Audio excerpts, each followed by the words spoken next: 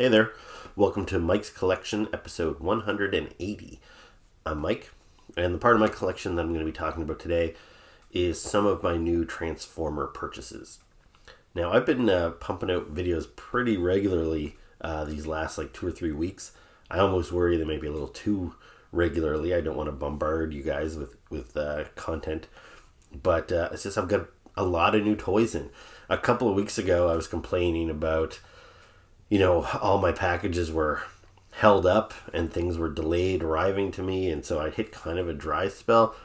But everything is starting to arrive now. I just posted a video with my Kraken figure from Clash of the Titans, and I posted a video with my Conan Ultimates figures from Super 7. And both of those were figures that I was really excited about and that I pre-ordered a year ago. So to have those things finally arrive, that was exciting. But I've got a whole bunch of other just normal stuff too. I've got Marvel Legends. I've got Star Wars Black Series. I've got Masters of the Universe. All kinds of little things are piling up. So I've still got about another 5 or 6 videos worth of stuff that I have to shoot. But today I'm sitting down and I'm going to review my 3 newest Transformer figures. It's Easter Sunday as I sit down to do this video, and I'm still suffering with COVID. Not that bad. I feel pretty good for the most part. My throat's still a little sore and I still have a bit of a cough. But because I'm still symptomatic and I'm still testing positive, I decided to skip Easter dinner. So my wife Vanessa is over at her family's house having Easter dinner. And, my parents are having Easter dinner with my siblings and stuff. But I'm home alone with the dog and the cat.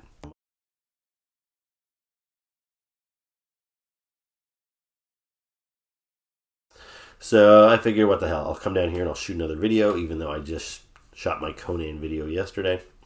And so I'll get this Transformers one out of the way. I'm excited about all 3 of these figures that I'm going to show you today, which is kind of surprising because it's an interesting mix of characters.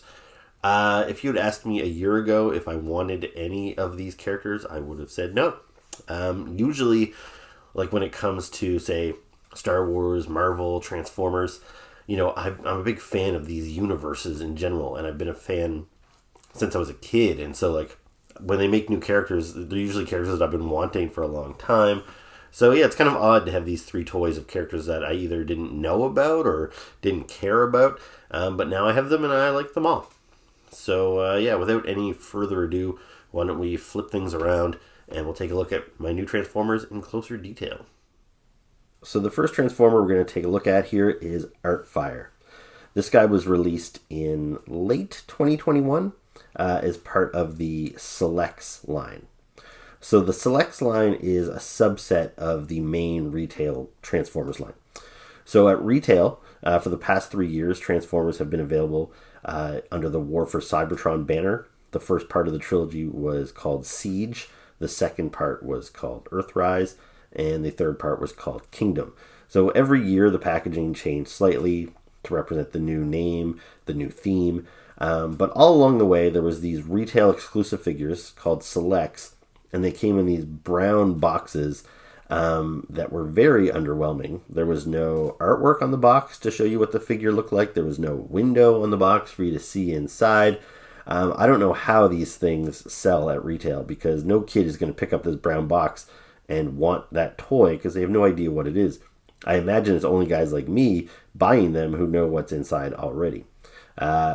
Anyway, so Artfire here, released in 2021. I initially passed on him. I was not going to buy this guy. Now, I do consider myself kind of a G1 completist, just in the fact that I would like to have at least one good version of all the G1 characters. My fondness is mostly for the Transformers from the first few years. I started collecting Transformers when they first launched, and I would collect them for about 4 or 5 years. So that runs from about, 85 to, honestly, it was probably 88, 89. Those were my key years with Transformers. Maybe it started in 84. I can't remember when the first wave of figures came out. But regardless, I collected Transformers pretty heavily, but it was only for a short period of time. And Artfire here, he is a Generation 1 character, technically. The first Artfire figure was released in 1987, so that kind of falls within my window of interest, but he was only released in Japan. So he was not available in North America, and back then there was no internet or anything, so I had no idea this character even existed. So when this Selects figure, was shown to be released in 2021, I was like, I don't know who this guy is. I don't really need this. Plus, it's just a repaint of a character I already have. So I don't have any history with Artfire here, but a character I do have some attachment to is Inferno. And he is the probably the most famous Transformer fire truck. And Inferno was one of my favorites when I was a kid. There was a whole lot of Transformers in different scales. So there was kind of like the bigger bots, like Optimus Prime, who had his big trailer that transformed, and Ultra Magnus, and Jetfire. These guys were big toys. And then you had the really teeny toys that were like Bumblebee and Cliffjumper and Cosmos, really small guys. And then you had the mid-range guys, which they tended to be probably the best value. Like they were the most affordable, but they felt like they had some metal in them. They felt like good quality toys, as opposed to kind of the little rinky-dinky ones like Bumblebee. But I didn't have a whole lot of the mid-range guys. Most of the mid-range guys were sports cars. So there was like Red Alert and Sunstreaker and Sideswipe. There were all kinds of those guys. And I didn't have any of those sports cars. My brother Doug had a few of them.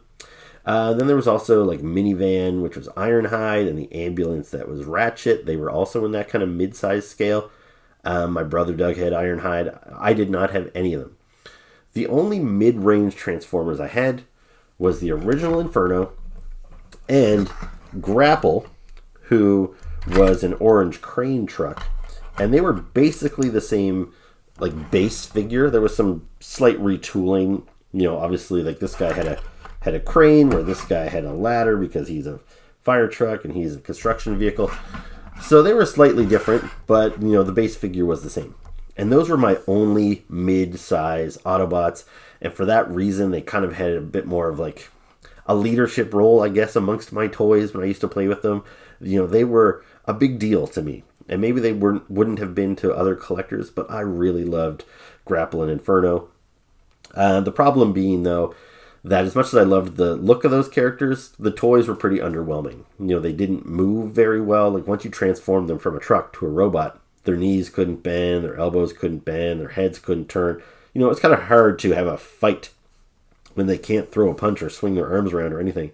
So when I got a little bit older, Transformers was one of those toy lines that I got rid of most of my Transformers. Because as much as I love the characters, the toys never really lived up to my expectations.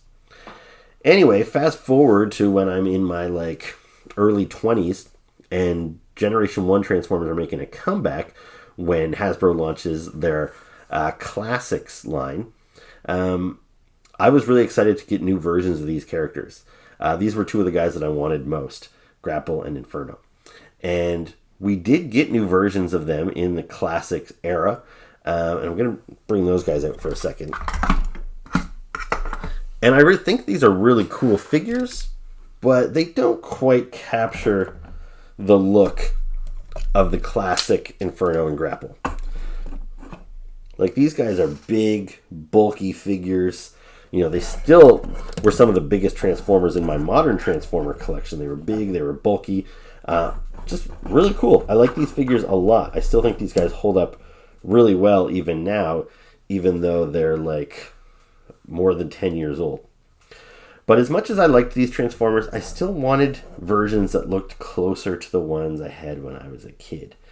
And when the War for Cybertron line started, they started revisiting a lot of these classic characters that they hadn't got to in like 10 years or so. And they announced Grapple first. And I was super excited about Grapple. I got this figure and I loved it. I was just so happy to get a Grapple that looked like the vintage toy, except now he moves, his elbows move, his arms can go out, his knees bend, his ankles rock. Like, you can get him in lots of cool positions. Like, this was such an upgrade from the vintage toy as far as I was concerned. I just absolutely loved it. And I thought for sure when I got this toy it was going to make my best of the year list. But as the year went on, I got a lot of cool toys from other toy lines, and unfortunately Grapple did not make my list. And to be honest, as much as excited as I was about this figure, he's a little lacking in certain areas. Like some of this detail here could have been painted, but he's a lot of orange. And, like if maybe some of these panels were painted, it would make him look a little bit more interesting. But he is just a lot of orange to take in. He's kind of loud. And even his head here, like the head is orange, even though the shell around it is also orange. And that's true to the cartoon, but even the vintage toy, and like this guy here, the head was black. And I think if this head was black on this figure, it would have gone a long way to make this guy really awesome. But as it is, it was maybe a little too orange, which is kind of what bumped him off of my list in 2020, I think it was. And then 2021, I got Inferno. And I was super stoked about Inferno. Because as much as I like Grapple, I like Inferno even more. And he's just got these little extra details, like adding these kind of wing bits here on the side of his head. Just the red color is a little more dynamic to look at. I just thought he was definitely a step in the right direction. Like his head, he's got so much more detail in the fact that, yeah, he's got a silver face and blue eyes, but then the fact that he's blue here with the yellow and the silver, it just adds so much to it. And I thought he was great. You see here, he's got the extra little piece here, which is like a little hose on the side of his head. I thought this was an awesome figure. So as much as I loved Grapple, this guy seemed like he was an absolute shoo-in for my best of 2021 list. Not only is this a great figure, but I have a lot of nostalgic connections to this character. However, 2021 was a really great year for toys, and when I started ranking stuff, this guy just missed the mark. Like I did a video with my my top 20 toys, and yeah, this guy just unfortunately was ranked he probably would have been like around 21, 22 or something like that. He just didn't make it, unfortunately. But I thought this was a great toy. Okay, I've rambled long enough about the other two guys. Let's focus on Artfire here for a second. So, as I said, I initially passed on this guy because I don't have any nostalgic ties to the character. However, I just finished telling you how much I loved Grapple, how much more I loved Inferno, and as the months went by this year, I kept going back and looking at this guy. I'm like, I don't know this character, but should I get him? Like, it's a great mold, and it's hard for me to say that this is the best of the three because, again, I loved those two as a kid and I played with them all the time. But this is the best of the three. And it's just small little details.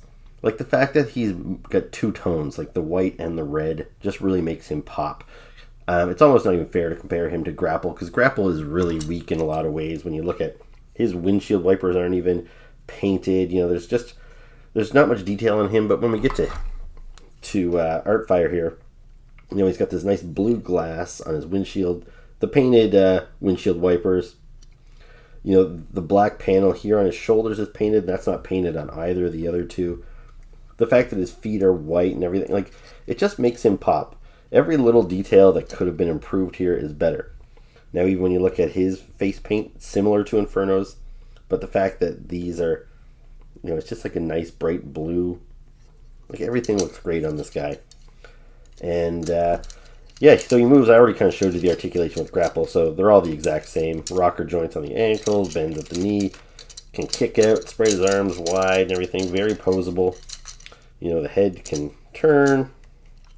Just really cool stuff. So it's way better than any of the figures that we would have had previously. Much better than the 1987 Artfire, I'm sure, since it was just a redo of the 1985 Inferno. So yeah, and I think he just looks great. And he's got some cool accessories. So he's got a gun here. He's also got the option, all these guys, you notice they've got alternate hands. You can flip this thing around.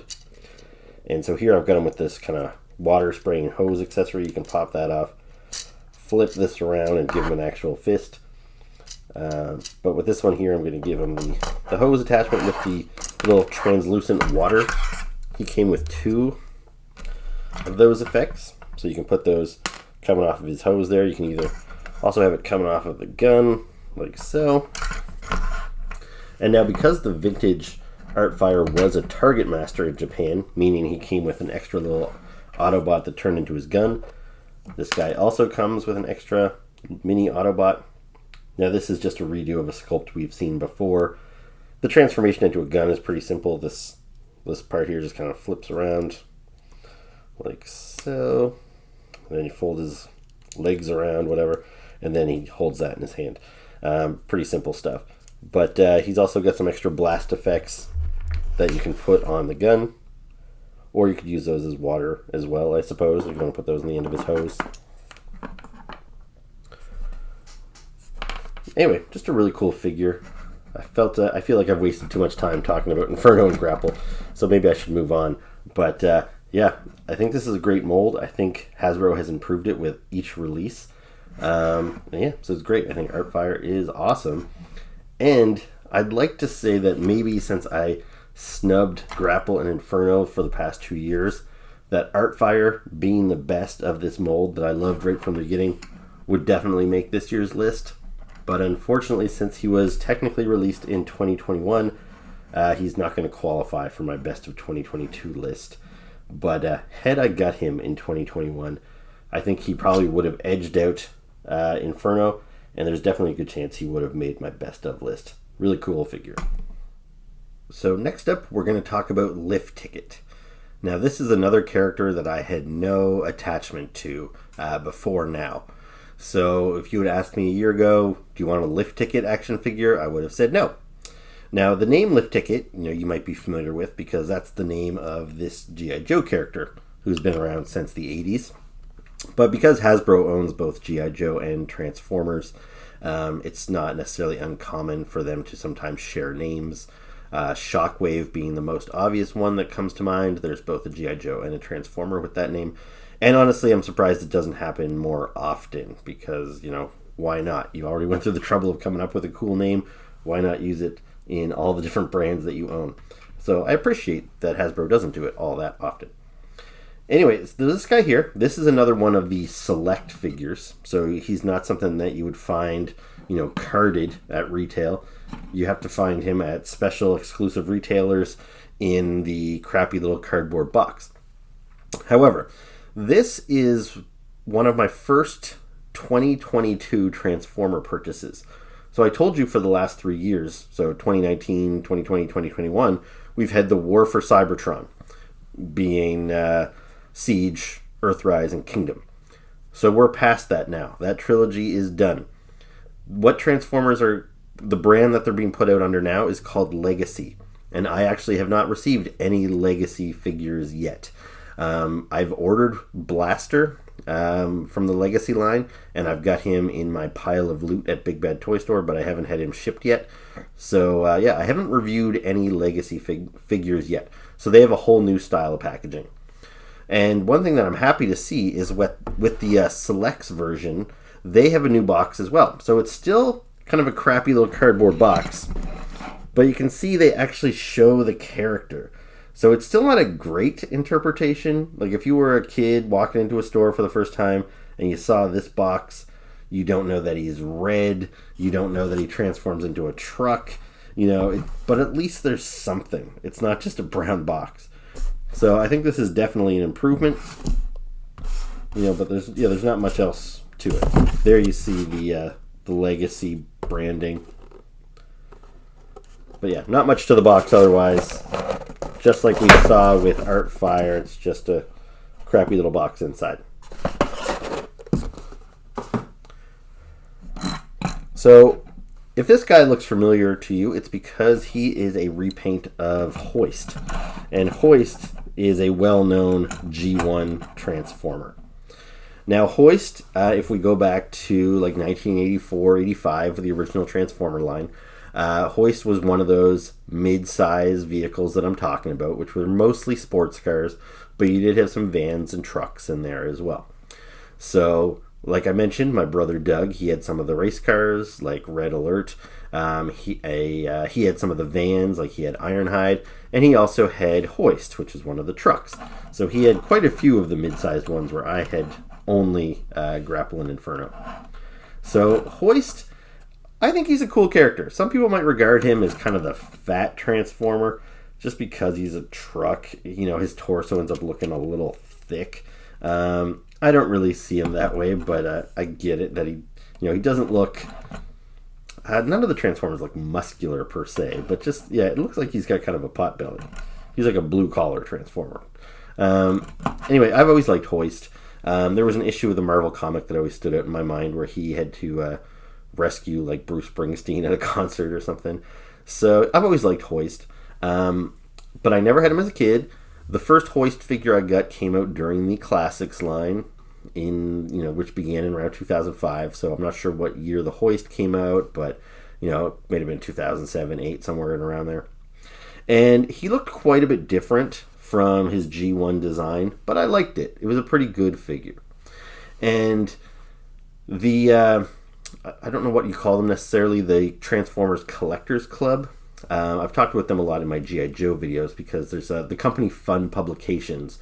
They ran the Transformer and the G.I. Joe fan clubs, and they put out they ran the conventions and they put out the convention exclusives.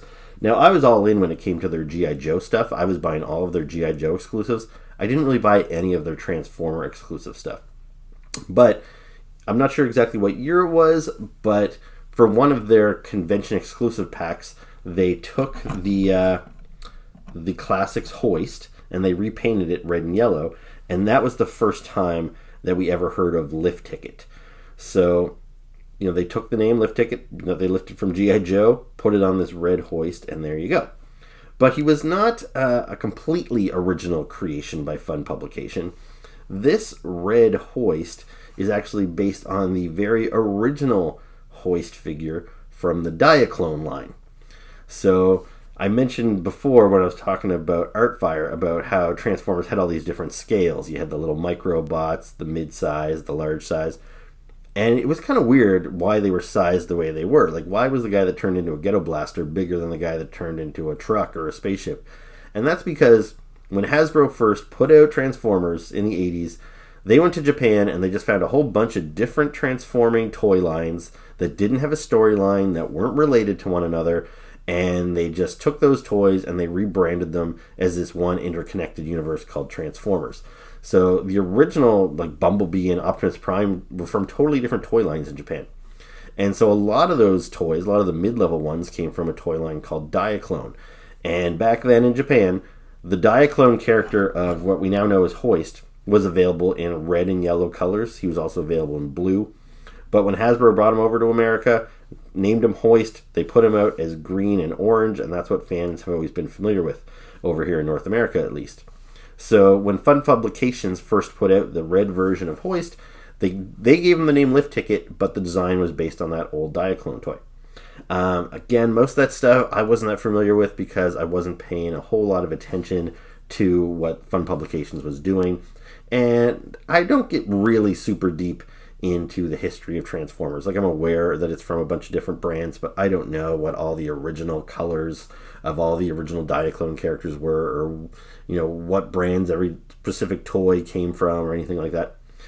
But anyways, when this toy was announced, actually I'm getting a little bit ahead of myself. So last year this Hoist figure came out, and a lot like the Inferno I was blown away with this figure. It was so true to the original G1 toy, except just better in every way. Like the posability, just the sculpt of them, the colors of them. I love everything about this figure. And it blows away the Hoist I had from the Classics line. So the Classics one I had, that got boxed up and taken off my shelf, and this Hoist, it was my definitive Hoist. Absolutely loved it. So then when they announced that they were going to re-release it in these red colors, I kind of did a little bit of research, and I'm like, well, I don't need a red Hoist who's just randomly painted red. Like, what's that all about? So I looked him up and learned his history and found out, like, okay, well, this is based on the original Diaclone. That's pretty cool. And that little bit of backstory is all I really needed to justify this purchase, because it's already a fantastic looking toy. I already loved this mold when I got it as Hoist, and it's hard to say I like it more with Lift Ticket, because I think this is a great color scheme and this is what I'm used to. But he really does look great in these colors. So if you have Hoist and you were like me and you thought, well, I don't need just some random repaint of Hoist, I would definitely suggest you reconsider, because he looks really sharp in these colors. So I'm not going to go through all the articulation and everything, but he moves really well. Arms out, swivels at the arms, the knees, you can kick out, swivels at the waist there, everything you would really want him to do to get all your standard poses. Also, the ankle articulation, which is huge. I love that. A lot of Transformers never would have had that before, so when you stood them up to pose them, they almost always had to be very rigid so that they would stand flat. If you tried to make them do the splits, if they were even capable, their feet would sit like that. But now with these rocker ankles, you can twist the ankles like so, and it allows them to stand flat even when doing the splits, and I think that's great. So both Artfire and Lift Ticket are able to do that, and I think it's awesome. He didn't really have anything as far as accessories go other than this one little gun here. So that just slips right into his hand, like so. And the original Hoist had the same weapon, you notice. Now I've got them holding it like a gun, but you can kind of press it down really deep and it almost looks like it takes the place of his hand, because I think, if memory serves, the original Hoist figure did have like this kind of cannon as an alternate hand. It wasn't really his handheld gun. So depending on how you want to attach it to him, you can kind of make it look like it is his hand, or you can pull it out a little bit more and he can hold that like a handle and it looks like he's handling a handgun.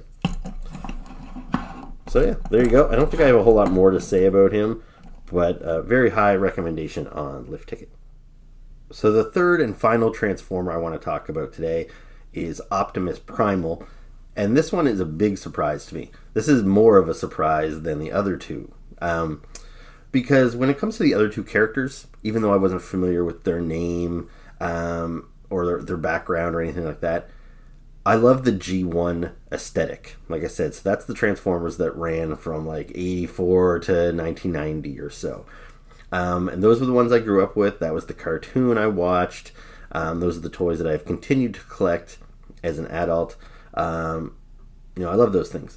But after the Transformers I loved as a kid ended, it got rebooted in the 90s as Beast Wars, which was a CG animated show. It was the very early days of CG animation. So I think probably Reboot was the first like fully CG animated like Saturday morning cartoon. And then I think Beast Wars was probably right behind it. And that was not my thing. My younger brother Brian was into Transformers Beast Wars. And I just looked at it and I was like, nope, that's not for me. This is not my Transformers. And I hear from some people that it's good. And I don't doubt it. The storyline probably was better than the G1 storyline. Because let's be honest, the G1 cartoons were pretty silly. The storylines were often pretty stupid. My understanding is that with Beast Wars, they were actually building a mythology at that time. It was a continuing story. And it was kind of interesting to hear that they actually eventually tied the Beast Wars story into the G1. Because when this character, like when I first saw this character, so his name is Optimus Primal, and obviously he looks a lot like Optimus Prime. So I kind of just thought, okay, well, this is just Hasbro taking the characters I know and reimagining them as animals. However, other than this guy being Optimus Primal, which is very close to Optimus Prime, and the main bad guy, his name was straight up Megatron, they didn't even try and change that. I don't think they really reused any other names. Most of the other characters were brand new animal type characters. But as the mythology went on, my understanding is that the what do they call these guys? The Maximals. So instead of Autobots, you had Maximals. The Maximals actually discovered the crashed spaceship belonging to Optimus Prime and the Autobots that I grew up with in G1. Because without getting into the storyline too much, the Transformers, the Autobots in Generation 1, they fled their home planet of Cybertron and they crash landed on Earth, where they remained frozen in suspended animation for like millions of years before they woke up in modern day, which was then the 1980s. So the Beast Wars storyline happened on Earth, but before the G1 Transformers kind of like thawed themselves out. So it's like a prequel of sorts. And, that's all interesting to me, but that's about as much of the mythology as I know. I was just never interested in Beast Wars. I didn't like the way they transformed into like hairy animals. Like, I was okay with Transformers that turned into animals in the G1, but they always transformed into metal, robotic versions of those animals. They weren't trying to pass as realistic animals. But that's what Beast Wars was all about. So you see all like the fur on this guy, and when he transformed into a gorilla, he was supposed to look like a real gorilla. Again, just not my thing at all. It's been around for many, many years now, and I've never gotten into it. And yet here he is. So this is the Optimus Primal that just recently came out as part of Transformers, as part of Hasbro's R.E.D series. And R.E.D stands for Robot Enhanced Design, and that's their line of non-transforming Transformers. So this guy actually, even though he looks like he transforms into a hairy gorilla, he does not. Like, there is no gorilla head anywhere on this guy. It's not tucked away, flipped around, so I cannot transform him into a gorilla, which is fine with me because, as I've talked about in pretty much any Transformer video I've ever done, I don't care about my Transformers transforming. I never transform them. Characters like Inferno that I bought as if he was a robot when I bought him, I have never once transformed him into a truck, and I probably never will. I just don't really care about that stuff. So I really liked this series of robot enhanced design figures that Hasbro started putting out like 2 years ago. So you can see here's like the Megatron from the R.E.D series. Here's the Optimus Prime. I've been buying all of their G1 characters, so I also have Soundwave and Starscream and Bumblebee. But they have done a couple of characters from other universes, not just Beast Wars, but also Transformers Prime, which was something else that I was never into, and some other things like that. So I've pretty much stick strictly with the G1 stuff, and I had no interest in this guy. I've been seeing him around in my local Walmart for weeks and weeks, and I didn't even bat an eye at him. I was like, no interest whatsoever. However, I talked about this probably in my earliest videos, and I doubt that there's many of you watching this video that have been with me since the very beginning, but there might be a few of you. But the reason I even started this channel, I was inspired by a couple of guys that I found on YouTube named Brian and Randy, who had a show called Nerd Out. And I found them just by circumstance. I think I was thinking of buying a Transformer. I can't remember which one. And I Googled like Transformer reviews, and I came across these guys, and it's just two guys that sit on camera together, and they bitch about Transformers, and they review movies and other nerdy stuff, and I just got really hooked on that show, and I really enjoyed it. They would put out a new episode every week, and I started looking forward to it every week, and after a while, I thought, you know what, I could do this. Like, this seems like a lot of fun, and initially, I'd considered trying to find a friend to pair up with to do this, but it was just too hard trying to find somebody else to schedule a time with every week, so I just kind of said, you know what, I'm just going to do this on my own. Maybe eventually I'll partner up with somebody, but I ended up just kind of doing it on my own, and I've been doing it that way ever since. But I always really enjoyed the Nerd Out videos, and they stopped putting out videos. It's been more than a year, maybe almost 2 years since they've put out a video, and I really miss their content. Anyway, recently, like maybe about a month ago, I decided to, you know what, I'm going to go back and rewatch all of the Nerd Out videos. So back when I first discovered them, they were probably already, beyond episode 200 or so, and I would watch them every week. But I had never gone back and watched the episodes I missed. So recently, I've been going back and I've been watching all the Nerd Out episodes back to back to back to back. And one of them, I should say, Randy loves Beast Wars, and he loves Optimus Primal. And even though I'm watching videos from a couple of years ago, I watched a couple of their reviews where they were reviewing an Optimus Primal figure from the Masterpiece line. So not this specific figure. They were reviewing a better, more expensive version of Optimus Primal, one that actually transformed. But just watching Randy gush over Optimus Primal and talk about how great he is and how much he loved the design, I gotta say he kind of won me over. And I knew that this figure was sitting at my local Walmart for $30, and I could go out and buy him right now. So it's not like, it's some of the videos I'm watching from them, and there's other toys they're reviewing that I'm thinking like, oh man, I'd like to go buy that. But I'm watching videos from 2017, and whatever they're talking about is not something I can easily go out and get. But with this guy, even though this isn't the exact figure that they were talking about, it's the same character, and it looks pretty similar actually. I thought, yeah, for $30, what the hell? I'm going to go give this guy a try, and I'm glad that I let the Nerd Out boys convince me to pick this thing up because it's a lot of fun. Like, it's a really cool figure. Like, just compared to Optimus Prime, who I love, I think this is the better figure. Like, this is the character I prefer more. But I've got a dozen Optimus Primes in my collection, and honestly, it's a little played out. Like, I like the classic design, but I've got so many of it. And this one's not perfect. I think he's too small. Like the Bumblebee in this line is actually bigger than the Optimus Prime, which kind of bums me out. These little antenna things, like the rubbers, the plastic is kind of rubbery on this guy, so I find these things are kind of bent out of shape, which kind of bothers me. I don't really like this white. Here I would have rather it be gray. So this thing's got some flaws, whereas this thing, it's brand new and fresh to me. I've never had an Optimus Primal, and I just really like the design of him. It's something different, something I've never had before. I don't have another one to compare it to. Maybe if I had a dozen Optimus Primals, I wouldn't think so much of this guy.